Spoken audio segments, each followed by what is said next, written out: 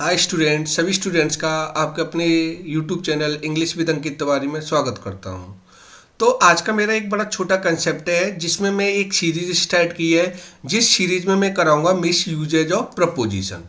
यानी miss usage preposition होता क्या है तुम्हारा, कि जैसे हमारे पास में जैसे कई वर्ब होती है तो वर्ब के साथ अलग प्रपोजिशन होती हैं, यूज होती हैं, और नाउन के साथ अलग प्रपोजिशन यूज होती है। तो ऐसे ही हमारे पास में क्या होता है, कुछ वर्ब वर्ब होती हैं जो अपने बाद प्रपोजिशन फॉलो नहीं करती हैं तुम्हारी।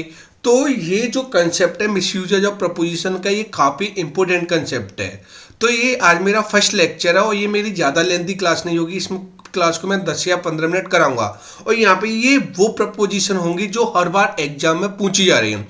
हर बार एग्जाम में पूछी जाने वाली प्रपोजिशन को ही मैं कराऊंगा और इससे रिलेटेड मैं कंसेप्ट भी कराऊंगा और कंसेप्ट से रिलेटेड तुम्हारे प्रैक्टिस क्वेश्चन भी कराऊंगा। और जो प्रैक्टिस क्वेश्चन होंगे वही क्वेश्चन होंगे जो एसएससी या बैंक में आए हुए हैं।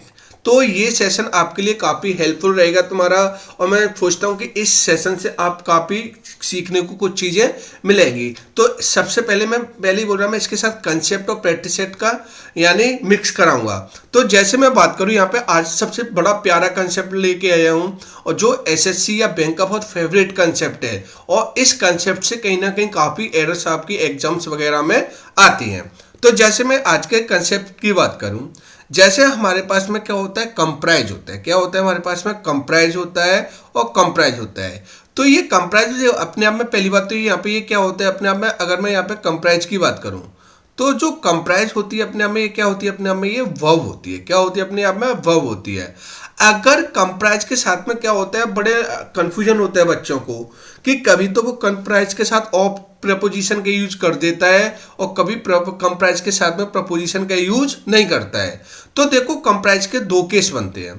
अगर हमारे पास में कंप्राइज वर्ब है, क्या है तुम्हारा कंप्राइज, अगर कंप्राइज कहीं भी एक्टिव फॉर्म आ रही है, किस में आ रही है आपकी, एक्टिव फॉर्म आ रही है, यानी जो कंप्राइज वर्ड है वो कंप्राइज है, वो किस में आ रहा है, एक्टिव फॉर्म आ रहा है, तो कंप्राइज के साथ में कोई भी प्रपोजिशन का यूज नहीं होगा, यानी नो प्रपोजिशन, यानी कोई भी प्रेफ नहीं आएगी।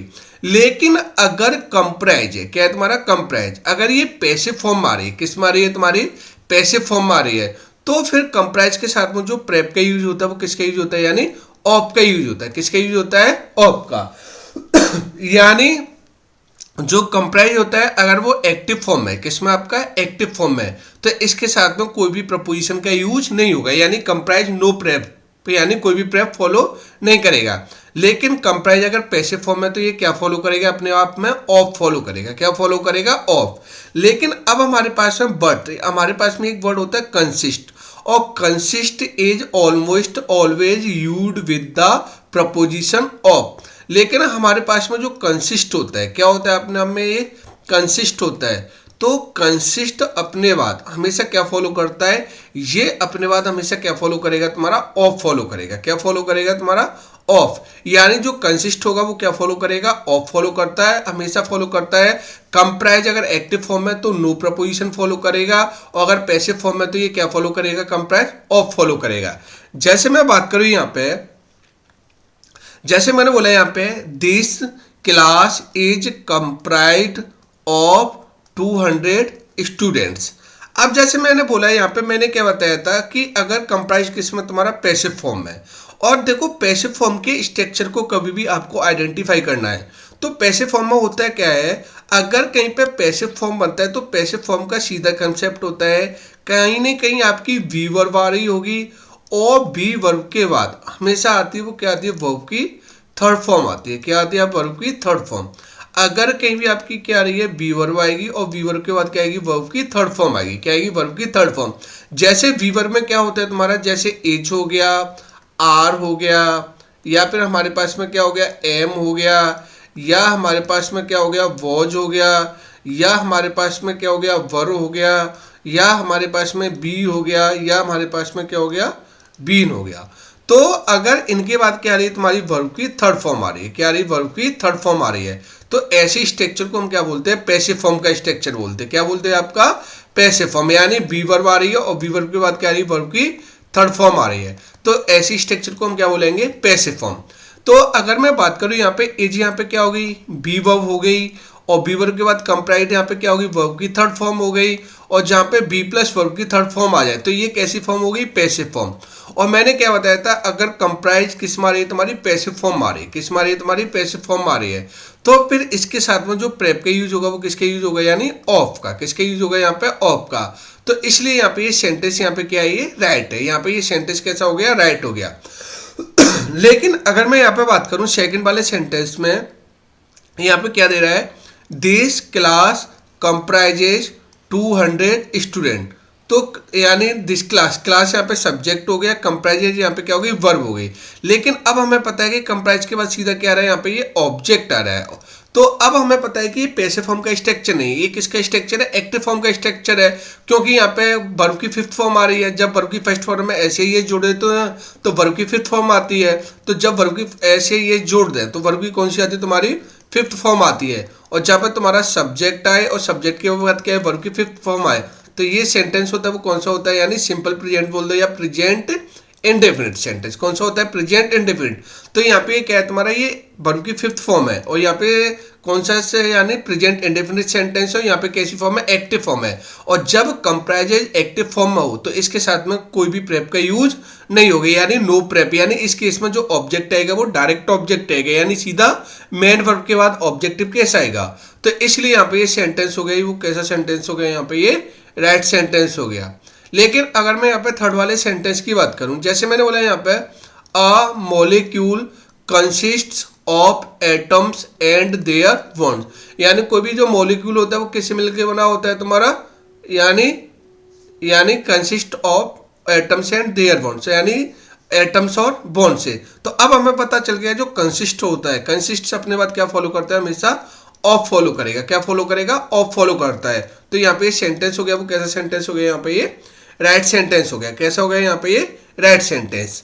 अब जैसे मैं बात करूँ यहाँ पे, जैसे हमारे पास में यहाँ से एरर आई हुई है और जो एग्जाम में कॉपी, जैसे ये एरर SSC MTS 14/9/2023 में पूछी गई एरर है। तो जैसे मैं बात करूँ यहाँ पे, the new software consists from several features and tools, यानी जो न्यू सॉफ्टवेयर है वो मिलके बना हुआ है सेवरल फीचर्स एंड टूल से। तो अब हमारे पास में जो कंसिस्ट हो गया, ये क्या हो गई, वर्ब हो गई। और जब कंसिस्ट अपने आप में वर्ब होती है तो ये अपने बाद क्या फॉलो करेगी, यानी फ्रॉम फॉलो नहीं करती है। यहाँ पे कंसिस्ट अपने बाद हमेशा ऑफ फॉलो करेगी। क्या फॉलो करेगी, ऑफ फॉलो करेगी।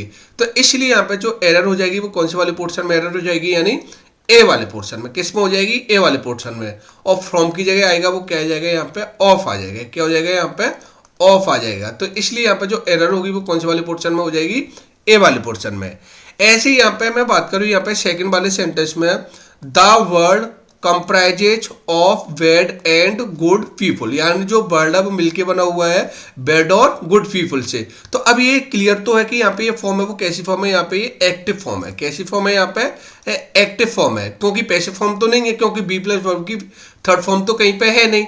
तो अब यहाँ पे ये फॉर्म होगी वो कैसी फॉर्म होगी, यहाँ पे ये एक्टिव फॉर्म होगी। कैसी होगी तुम्हारी, एक्टिव फॉर्म हो गई। और जब एक्टिव फॉर्म हो तो यानी कंप्राइज अपने बाद क्या फॉलो नहीं करेगा, ऑफ फॉलो नहीं करेगा। इस केस में जो ऑब्जेक्ट आता है वो डायरेक्ट ऑब्जेक्ट आता है। तो इसलिए यहाँ पे जो एरर हो जाएगी वो कौन से वाले पोर्शन में एरर हो जाएगी, यानी बी वाले पोर्शन में। कौन से वाले पोर्शन में एरर हो जाएगी, यानी बी वाले पोर्शन में।